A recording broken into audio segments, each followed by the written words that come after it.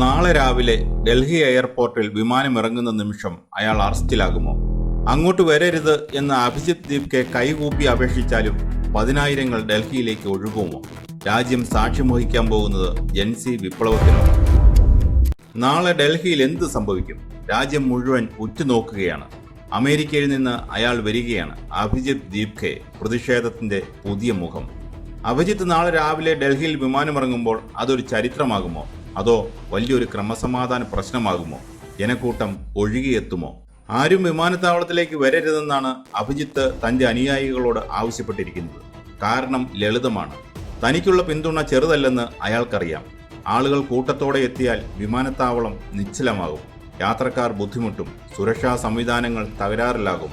പക്ഷേ ആവേശം മൂത്ത യുവാക്കൾ ഈ വാക്കുകൾ കേൾക്കുമോ? അഭിജിത്തിന്റെ വാക്കുകൾ മറികടന്ന് പതിനായിരങ്ങൾ നാളെ എയർപോർട്ടിൽ എത്തിയാൽ എന്ത് സംഭവിക്കും? ഡൽഹി ഇന്ദിരാഗാന്ധി വിമാനത്താവളം പൂർണ്ണമായും സ്തംഭിക്കും. ദേശീയ അന്തർദേശീയ സർവീസുകൾ വൈകും. പോലീസിന് ലാത്തി വീശേണ്ടി വരും. ഇനി മറ്റൊരു സാധ്യത, അഭിജിത്ത് പറഞ്ഞത് കേട്ട് ആളുകൾ എത്തിയില്ലെങ്കിലോ? സമരത്തിന്റെ വീര്യം ചോർന്നുപോയെന്ന് സർക്കാർ വാദിക്കും. മാധ്യമങ്ങൾ ഇതിനെ ഒരു പരാജയമായി ചിത്രീകരിച്ചേക്കാം. ജനക്കൂട്ടത്തിന്റെ എണ്ണം ഈ സമരത്തിന്റെ ഭാവി നിർണ്ണയിക്കും. ഇതുവരെ സർക്കാരും പോലീസും കടുത്ത മൗനത്തിലാണ്. ഈ പ്രതിഷേധത്തെ പരസ്യമായി അംഗീകരിക്കാൻ അവർ തയ്യാറല്ല. പക്ഷേ അണിയറയിൽ കടുത്ത ജാഗ്രതയിലാണ് അധികാരികൾ. നാളെ ഡൽഹി പോലീസ് എന്ത് നിലപാടായിരിക്കും സ്വീകരിക്കുക? സമാനമായ സാഹചര്യങ്ങൾ മുൻപ് നമ്മൾ കണ്ടിട്ടുണ്ട്. വിമാനത്താവളത്തിന് കിലോമീറ്ററുകൾ അകലെ വെച്ച് തന്നെ പോലീസ് തടസ്സങ്ങൾ സൃഷ്ടിക്കും. പ്രതിഷേധക്കാർ കൂട്ടമായി എത്താതിരിക്കാൻ ഡൽഹി അതിർത്തികളിൽ പരിശോധന കർശനമാക്കും. നാളെ അഭിജിത്ത് വിമാനമിറങ്ങുമ്പോൾ വിമാനത്താവളത്തിൽ വെച്ച് തന്നെ അറസ്റ്റ് ചെയ്യപ്പെടുമോ? അതിനുള്ള സാധ്യത വളരെ കൂടുതലാണ്. ക്രമസമാധാന പ്രശ്നം ചൂണ്ടിക്കാട്ടി വിമാനത്തിനകത്തു വെച്ചോ റൺവേയിൽ വെച്ചോ അയാളെ കസ്റ്റഡിയിൽ എടുത്തേക്കാം. അങ്ങനെ സംഭവിച്ചാൽ പ്രതിഷേധം കൂടുതൽ ശക്തമാകും. അറസ്റ്റ് വാർത്ത പുറത്തു വരുന്നതോടെ ഡൽഹി പ്രക്ഷുബ്ധമാകും. ഇതെല്ലാം പെട്ടെന്നുണ്ടായതാണെന്ന് കരുതരുത്. അഭിജിത്ത് അമേരിക്കയിലായിരുന്നു. പക്ഷേ ഡൽഹിയിൽ കാര്യങ്ങൾ കൃത്യമായി നടക്കുന്നുണ്ടായിരുന്നു. അണിയറയിൽ ശക്തമായ ആസൂത്രണം നടന്നു. അതിന്റെ തെളിവാണ് കഴിഞ്ഞ ദിവസം നമ്മൾ കണ്ടത്. പ്രസ്ഥാനത്തിന് 3 ഔദ്യോഗിക വക്താക്കളെ നിശ്ചയിച്ചു. അവർ മാധ്യമങ്ങളെ കണ്ടു, നിലപാടുകൾ വ്യക്തമാക്കി. ഇത് വ്യക്തമാക്കുന്ന ഒന്നാണ്, ഡിജിറ്റൽ സ്പേസിൽ തുടങ്ങിയ ഈ സമരം കൃത്യമായ ഒരു രാഷ്ട്രീയ തന്ത്രത്തോടെയാണ് മുന്നോട്ടു പോകുന്നത്. നേതൃത്വം വിദേശത്താണെങ്കിലും താഴെത്തട്ടിൽ വേരുകൾ പടർന്നു കഴിഞ്ഞു. ഈ സമരത്തിന്റെ അണിയറ കഥകളിൽ നമ്മളൊരു പേര് കേൾക്കുന്നുണ്ട്, ജൻസി. ആരാണ് ജൻസി? അതൊരു വ്യക്തിയല്ല, അത് ഈ രാജ്യത്തെ പുതിയ തലമുറയാണ്. സ്വന്തം അവകാശങ്ങളെക്കുറിച്ച് ബോധ്യമുള്ള ജൻസി അഥവാ യുവതലമുറ. ഇന്ന് അവർ വെറും കാഴ്ചക്കാരല്ല. അഭിജിത്ത് അമേരിക്കയിലായിരുന്നപ്പോഴും ഇവിടെ പ്രവർത്തനങ്ങൾ സജീവമാക്കിയത് ഈ യുവതലമുറയാണ്. അവർ ഹാഷ്ടാഗുകൾ നിർമ്മിച്ചു, മീമുകളിലൂടെ പ്രതിഷേധം പടർത്തി. അഭിജിത്തിനൊപ്പം ഈ ജൻസി തലമുറ പരസ്യമായി തെരുവിലിറങ്ങുമ്പോൾ ഭരണകൂടത്തിന് അത് അവഗണിക്കാൻ കഴിയില്ല. ഇനി അടുത്ത ചോദ്യം, നാളെ പാറ്റകൾ ഡൽഹി കീഴടക്കുമോ? ഈ ചോദ്യം കേട്ട് ചിരിക്കേണ്ട. കോക്രോച്ച് ജനതാ പാർട്ടി അഥവാ CJP ഇന്ന് യുവാക്കളുടെ വികാരമാണ്.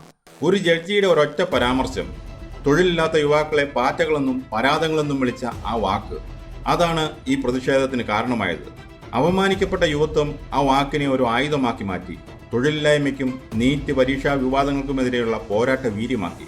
അതുകൊണ്ട് നാളെ ഡൽഹിയിൽ ഇറങ്ങുന്നത് വെറും ആൾക്കൂട്ടമല്ല, തങ്ങളെ പരിഹസിച്ച വ്യവസ്ഥിതിയെ ചോദ്യം ചെയ്യാൻ ഇറങ്ങുന്ന ലക്ഷക്കണക്കിന് യുവാക്കളാണ്. രാജ്യത്തെ പ്രമുഖ രാഷ്ട്രീയ പാർട്ടികൾ ഇതിനോട് എങ്ങനെ പ്രതികരിക്കും? അവർ കാര്യങ്ങൾ സസൂക്ഷ്മം വീക്ഷിക്കുകയാണ്. ഭരണപക്ഷം ഈ സമരത്തെ അരാജകത്വമെന്ന് വിളിച്ച് അടിച്ചമർത്താൻ നോക്കും. വിദേശ ശക്തികളുടെ ഇടപെടലുണ്ടെന്ന് ആരോപിച്ചേക്കാം. എന്നാൽ പ്രതിപക്ഷ പാർട്ടികൾ ഈ അവസരം മുതലെടുക്കും. യുവജനങ്ങളുടെ വോട്ട് ബാങ്ക് ലക്ഷ്യമിട്ട് അവർ പ്രതിഷേധത്തിന് പിന്തുണ പ്രഖ്യാപിക്കും. പക്ഷേ ഇതൊരു രാഷ്ട്രീയേതര യുവജന മുന്നേറ്റമായതുകൊണ്ട് തന്നെ രാഷ്ട്രീയ പാർട്ടികളെ തങ്ങളുടെ വേദികളിലേക്ക് അടുപ്പിക്കാൻ CJP തയ്യാറാകുമോ എന്നത് കണ്ടറിയണം. പാർട്ടികൾക്കും മുകളിൽ യുവാക്കളുടെ സ്വന്തം കൂട്ടായ്മയായി മാറാനാണ് CJP ശ്രമിക്കുന്നത്. ഇന്ത്യയിലെ യുവജനത ഇത്തരം ഒരു പ്രക്ഷോഭത്തിന് തെരുവിലിറങ്ങുമോ? ചരിത്രം എന്തു പറയുന്നുവെന്ന് നോക്കാം. മുമ്പും ഇന്ത്യയിൽ ഇതുപോലെ സംഭവിച്ചിട്ടുണ്ട്. 2011 അണ്ണാ ഹസാരെ സമരം നമ്മൾ കണ്ടതാണ്.